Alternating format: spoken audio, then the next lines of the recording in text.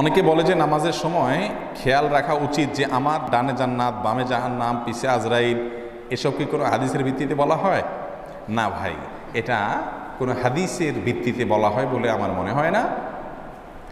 এগুলো আমরা অনেক আলেমদের কাছ থেকে, অনেক মৌলবী সাহেবদের কাছ থেকে শিখেছি বা শুনেছি। তারা এগুলো বলেছেন হয়তো আমাদের মনোযোগ ধরে রাখার জন্য, একটা বুদ্ধি দিয়েছেন আর কি, যে যাতে করে আমরা এগুলোর মধ্যে থাকি আর কি। কিন্তু আমি যদি এই বিশ্বাস রাখি যে হ্যাঁ সত্যিই আমার ডানে জান্নাত আছে, আমার বামে জাহান্নাম আছে, তাহলে সেক্ষেত্রে সেটা সঠিক হবে না, এটা ভুল হবে, এটা বেদাতের দিকে নিয়ে যেতে পারে। অতএব ওইটা আমরা মনে রাখবো না। আপনার বামে হয়তো এমন কোনো ব্যক্তি দাঁড়াইছেন, লোকটা অনেক বড় আলেম, অনেক বড় আমলদার মানুষ, আপনি নিয়ত করলেন আমার বামে জাহান্নাম আছে। চিন্তা করেন ব্যাপারটা কেমন হলো? ব্যাপারটা মানে ভেরি অড না? আবার আপনার ডানে দেখা গেল একজন বড় চোর, একটা বড় ডাকায় দুর্নীতিবাজ দাঁড়াইছে, আপনি নিয়ত চিন্তা করতেছেন আমার ডানে জান্নাত আছে, তাহলে ব্যাপারটা পুরাই উল্টা হয়ে গেল না? এই জন্য নামাজে দাঁড়াইলে ডানে জান্নাত বামে জাহান্নাম পিছে মালাকুল মউত এরকম কোনো কথা হাদিসে বলা হয় নাই, যে এটা মনে রাখতে হবে, এরকম কোনো কথা নির্দেশ নাই।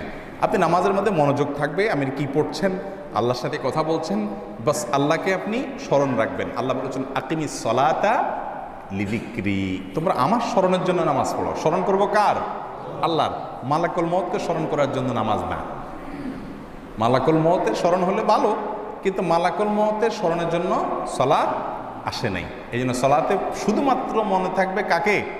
আল্লাহ রাব্বুল আলামিনকে। কারণ যত কথা বলতেছেন, প্রশংসা করছেন আলহামদুলিল্লাহ, আল্লাহর প্রশংসা করছেন, ইহদিনা আল্লাহর কাছে চাইতেছেন, দোয়া করতেছেন, দুরূদ পেশ করতেছেন, যা করতেছেন সবগুলো কাকে বলতেছেন? আল্লাহকে। অতএব স্মরণ হবে শুধুমাত্র কার? আল্লাহ। অতএব ডানে জান্নাত বামে জাহান্নাম এ সমস্ত মনে করার দরকার নাই। এগুলো হয়তো বলেছেন একসময় হুজুররা, বুদ্ধি দিয়েছেন আর কি মানুষকে, কিন্তু এই বুদ্ধিটা হাদিস থেকে বর্ণিত না। পিছে মালাকুল মউত এটা বলে হয়তো বুঝাতে চাইছেন যে আসলে আমাদের মালাকুল মউত তো যে কোনো মুহূর্তে আমাদের সময় শেষ হলে আমাদেরকে জান কবজ করে ফেলবে, সেই হিসাবে আমার পেছনে আছে মনে করা হয় আর কি। কিন্তু এরকম কোনো ধারণা আমরা নামাজের মধ্যে নিয়ে নামাজ আদায় করতে হবে, সেটা সঠিক নয়।